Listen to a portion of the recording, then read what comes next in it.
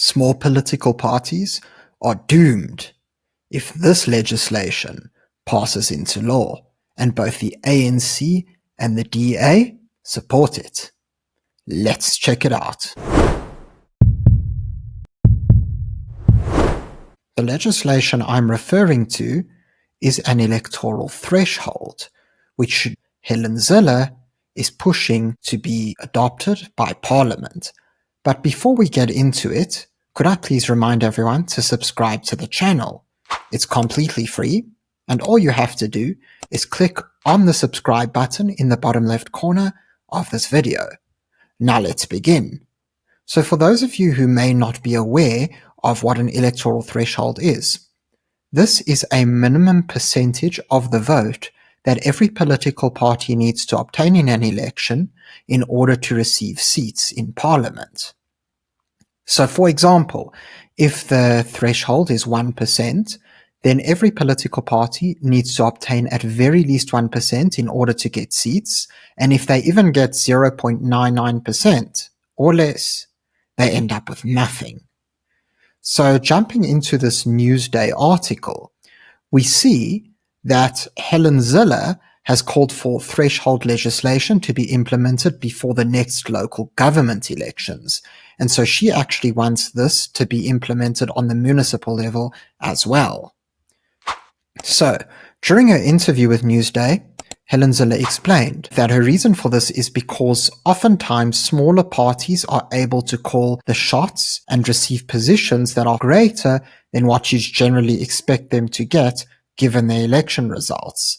And so she explains here, this happened before when Al-Jamar demanded the mayoral position and got it from a position where they couldn't even get 1% of the vote in Johannesburg. It's a completely undemocratic outcome when a party that can't get 1% of the vote gets the mayor and is in a position to decide whether the ANC's in a majority or the DA. That is the power of the swing vote, which doesn't have to be even 1% to change the government. That is a completely undemocratic system, she added. So the proposed legislation is something that the DA's George Michaelakis tabled earlier this year, and it's entitled The Local Government Municipal Structures Amendment Bill. And Zille is hopeful that this legislation will be put into law before the upcoming municipal elections take place. Now, Helen actually explained during her interview what sort of electoral threshold they're after. We're proposing 2%, she explained, which is still very modest. We'll see how it works out. If a party can't get 2% in Johannesburg, they shouldn't be able to swing the government. What's really interesting about this push is that it's not only the DA or other political parties who might support this. Both COGTA and SALGA have expressed their support as well. So, SALGA, the South African Local Government Association, is pushing for the amendment bill to be implemented. And this is the same amendment bill that Michaelakis of the DA introduced earlier this year. We also see that COGTA, the Cooperative Governance and Traditional Affairs, has expressed support as well. The COGTA Deputy Minister, Namane Masemola, told the Mail and Guardian, there are parties who have a single seat but would demand critical seats during coalition negotiations, such as being a mayor. This undermines a democratic will of the majority. As part of the stabilization, this legislation proposes a 1% elections threshold for all parties represented in the municipal council. Now, as we heard Helen Zille say, they're actually pursuing a 2% threshold. And so I thought to myself that it might be fun to see what this might look like.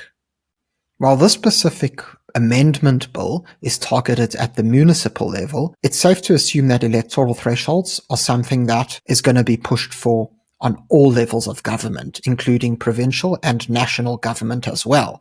And so I thought it might be fun to see what South Africa's National Assembly would look like if, during the 2024 national election, a threshold was in place. So there are 400 seats in the National Assembly, and seats are allocated according to the proportion of the vote that each party gets. However, this calculation does get a little bit more complicated once an electoral threshold is introduced. Fear not, however, as I'm going to walk you through it. So if we take a look at this top table, we see the names of the parties in the election, as well as the amount of votes that they got and the percentages of the vote that they got. Now you'll see that I'm working with a 2% electoral threshold here, and so I've only included parties that got 2% of the vote or more. So these are the ANC, the DA, MK, EFF, IFP, and PA. Certain other parties, such as the Freedom Front Plus and Action SA, failed to cross the threshold. And so those parties, along with other smaller parties, have been grouped in the others column, which is about 8% of the vote. So in order to determine who gets how many seats in the 400-seat National Assembly, we have to make sure that we don't accidentally count the votes of that 8%. And so what I've done here is I've included a total of the valid votes, meaning the votes that went to parties that did pass the threshold. Of course, this is the total number of votes cast in the election minus the votes to those other parties that failed to pass the threshold. That's how I got this total here. I then created this table whereby I took the total number of votes that each party got and divided it by the total number of valid votes, so those excluding the parties that failed to cross the threshold. That is how I received these percentages over here. Now, as we can already see, the percentages go up for all the parties that crossed the threshold. So the ANC, for example, got 40.18% of the vote, but once we exclude the parties that failed to cross the threshold, they got 43.31% of the valid votes, and so that's a 3% increase. And so in this column, we have the new seat calculations for each party. But what I thought might be even more interesting is if we do a side-by-side comparison to see what the difference is between the National Assembly now and the National Assembly if the electoral threshold was implemented. So as we immediately see here, there's a massive change.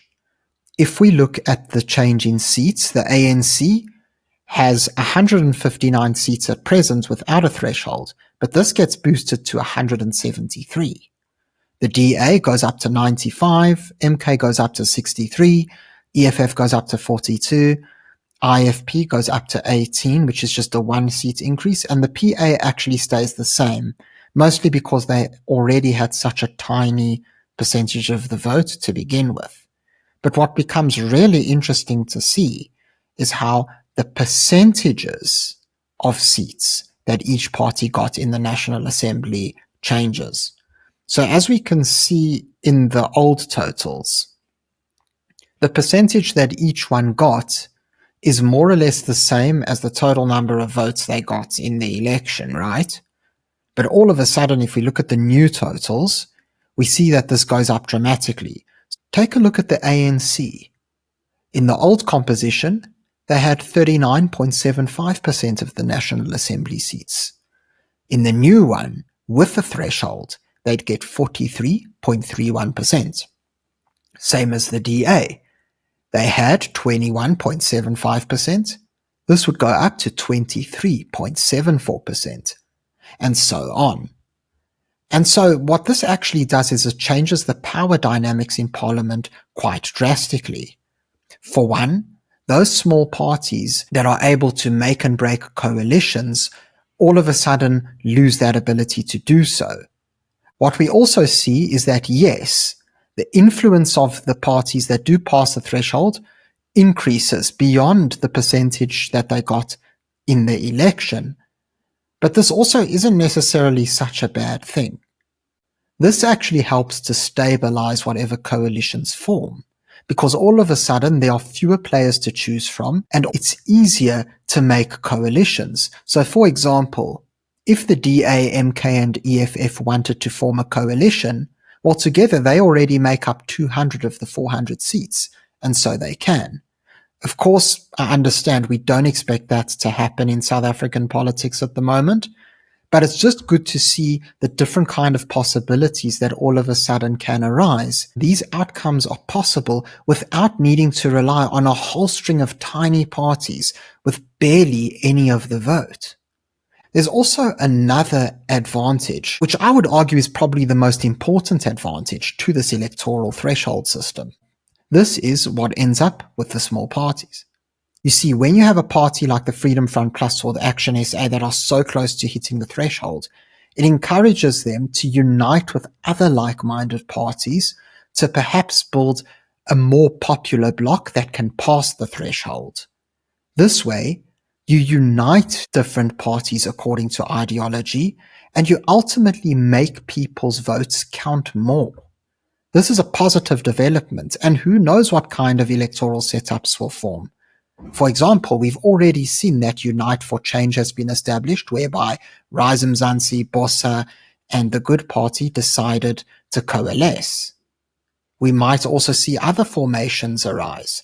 For example, maybe ACDP and Freedom Front Plus will join parties like the Patriotic Alliance or even the IFP, given that these are all conservative parties. And that way, their votes don't get cast aside. Whatever ends up happening, it will be very interesting to see how South African politics evolve if this amendment bill passes. Thank you very much for watching this video. If you enjoyed it, please remember to give it a thumbs up and subscribe to the channel for more content. Until next time, I'm Matthew Cohen, and this is the Power Pod.